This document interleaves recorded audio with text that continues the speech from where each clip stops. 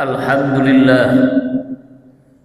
alhamdulillahilladzi ja'ala hadzal yawman mubarakan lil muslimin. Asyhadu an la ilaha illallah wa asyhadu anna Muhammadan abduhu wa rasuluh. Ayyuhal hadirun, usikum wa iyaya bittaqwallah. Faqad fazal muttaqun. Wa qala Allah ta'ala fi kitabil karim.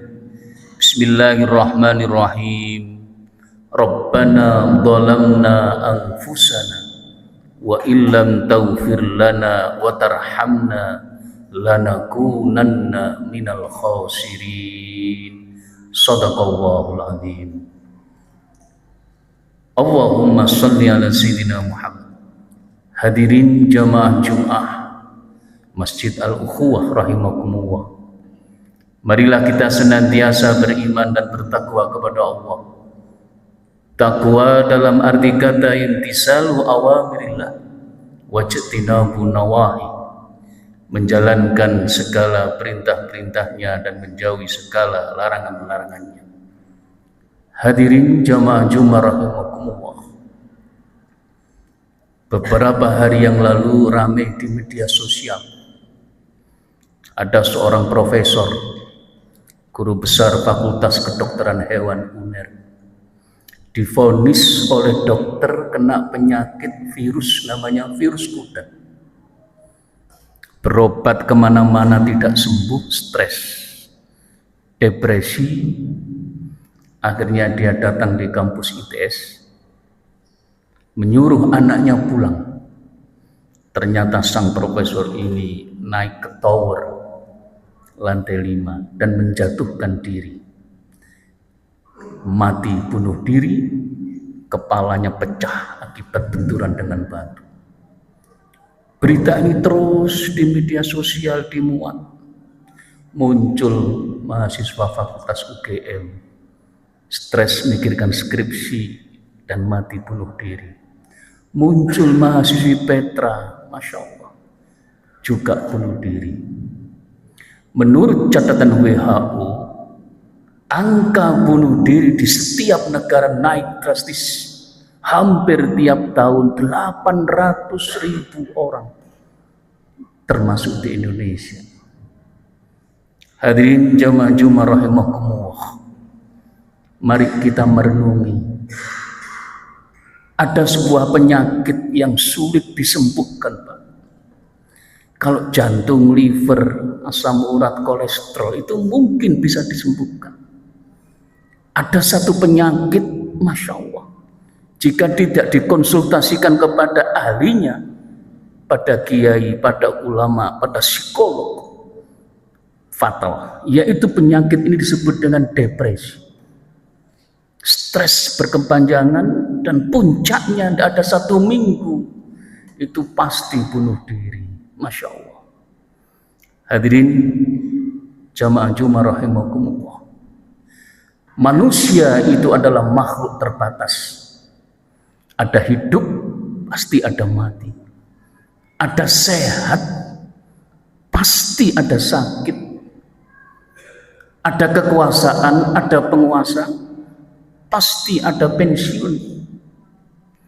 Ada umur, pasti ada batasnya, tua. Kalau tidak ngaji, tidak kembali kepada agama, Masya Allah, kena sebuah penyakit yang sulit disembuhkan. Depresi, post power syndrome, dan puncaknya adalah kematian. Naudzubillah min dzalik. Mari pada kesempatan khutbah siang hari ini, saya ingin mengkaji bagaimana manusia itu terpuruk. Jangankan kita, Nabi Adamnya terpuruk. Maka di dalam ibadah haji ada ajaran wukuf di padang Arafah, introspeksi diri. Siapa yang mengetahui dirinya, pasti dia mengenal Tuhannya.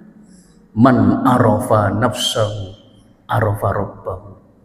Siapa yang mengenal jati dirinya sendiri, pasti mengenal Tuhannya. Melalui apa? Zikir, baca Al-Quran, Subhanallah, wirid, ibadah keseharian. Sebab manusia itu kalau tidak ngaji, Pak, zaman sekarang sumpah. Pinter gak ngaji, sumpah. Bodoh apalagi. Kaya tidak ngaji, sumpah. Apalagi miskin tidak ngaji, tambah sumpah lagi. Hadirin jamaah Jumat rahimakumullah. Di dalam Al-Quran surat Al-A'raf, surat yang ke-7 ayat 23. Doa ini mengandung unsur doanya Nabi Adam, diabadikan dalam Al-Quran.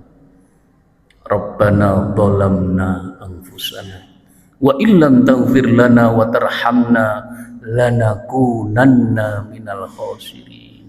Rabbana, wahai Allah Tuhan kami, dhalamna anfusana, kami merasa zalim, kami merasa banyak dosa.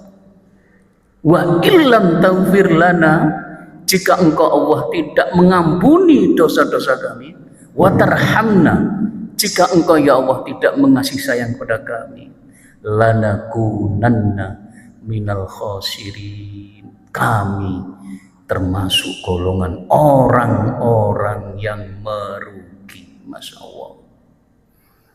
Menurut Profesor Quraisyab dalam tafsir Al-Misbah, doa ini mengandung 4 unsur permohonan. Yang pertama adalah pengakuan dosa. Masya Allah. Mari di bulan Zulhijjah ini sampai nanti hari Idul Adha, puncaknya wukuf di Padang Arafah. Ketika kaum muslimin wukuf di Padang Arafah, kita puasa Arafah, kita merenung siapa jati diri ini. Kita ini banyak dosa. Dosa terhadap istri, dosa terhadap anak, dosa terhadap mertua, dosa terhadap murid, dosa terhadap guru, dosa terhadap tetangga. Ini pengakuan dosa dari Nabi Adam ketika dia melanggar, yaitu memakan buah khuldi. Yang kedua, unsur permohonan yang kedua adalah kerendahan hati. Masya Allah. Nabi Adam mengakui dan menunjukkan kesadaran akan kelemahan karena kena rayuan bujukan iblis. Kita juga sebagai manusia harus sadar diri, ini banyak kelemahan, Pak. Jangan-jangan kita sombong karena jabatan. Jangan-jangan kita sombong karena disebut mahasiswa.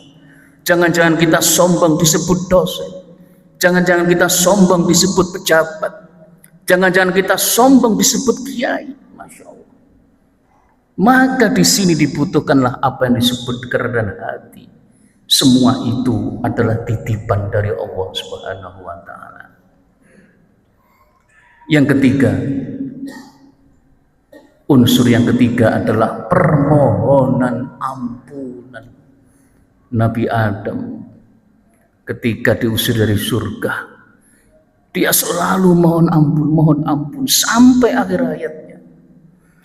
Begitu juga hari ini kalau kita diuji oleh Allah, diuji sakit, diuji istri, diuji anak, diuji keluarga, diuji ekonomi, maka selalu kita memohon ampunan. Hanya Allah yang mampu mengembalikan masalah-masalah kita.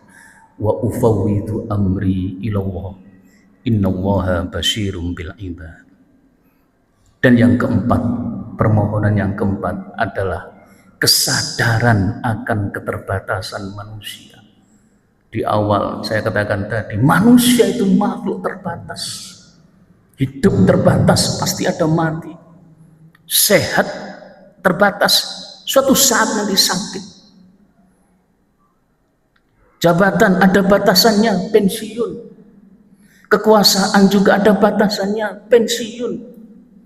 Kalau tidak kuat menghadapi ini semuanya, Masya Allah, seakan-akan itu digenggam di dalam hati dan tidak dilepas, maka muncullah penyakit-penyakit modern yang sulit disembuhkan, yaitu stres, depresi, post-power syndrome, dan pada puncaknya yaitu mati bunuh diri. Naudzubillah min dzalik. Hadirin jamaah Jumat rahimakumullah. Apa pelajaran daripada doa Nabi Adam ini? Satu yang paling pokok, Nabi Adam selama hidupnya belum pernah mengaku dirinya nabi.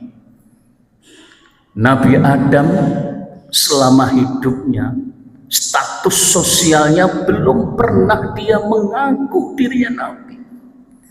Dia mengaku Abdullah, hamba Allah. Mari detik ini sampai akhir hayat, status sosial yang ada diri kita buang. Kalau kita dosen, kita buangkan dosennya. Kalau kita mahasiswa, kita buang mahasiswanya. Kalau kita pengusaha, kita buang pengusahanya. Kalau kita pejabat, kita buang pejabatannya. Kalau kita disebut kiai, kita hubungan kiai, buang semuanya. Status manusia sejak lahir sampai akhir hayat nanti itu adalah Abdullah, hamba Allah. Mengapa banyak manusia stres dan depresi? Karena masih mengaku dirinya sebagai dirinya. Yang kiai masih mengaku dirinya kiai, yang pejabat masih mengaku dirinya pejabat, yang dosen masih mengaku dirinya dosen, yang mahasiswa masih mengaku dirinya mahasiswa. Belum terlintas dan terbenak diri ini adalah Abdullah, hamba Allah. Saya yakin 100% seluruh jamaah Masjid Ukhuwah ini hari ini, detik ini, sampai akhir hayat nanti, status saya dan panjenengan satu, Abdullah, hamba Allah, dan nanti meraih cita-cita hidup suatu saat dipanggil oleh Allah dalam kondisi predikat husnul khotimah. Amin amin ya rabbal alamin. Barakallahu li wa lakum fil Qur'anil Karim wa nafani wa iyyakum bima fihi minal ayatil hakim wa taqabbal minni wa minkum tilawatahu innahu huwas samiul alim. Aqulu qouli hadza wastaghfiru innallaha ghafurur rahim.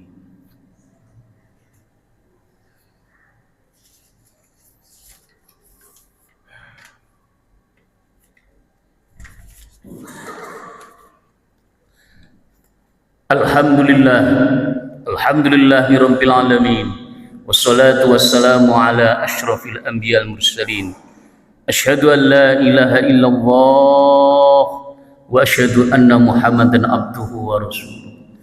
Ayyuhal hadirun usikum wa iyaya bitaqwallah faqad fazal muttaqun. Allahumma shalli ala sayyidina Muhammad walhamdulillahi rabbil alamin. Allahumma ighfir lil muslimin wal muslimat wal mu'minina wal mu'minat al ahya'i minhumul amwat. Allahumma ighfir lana dhunubana wa dhunuba walidayna warhamhuma kama rabbayana shighara. Rabbana dhalamna anfusana wa illam taghfir lana wa tarhamna lanakunanna minal khasirin.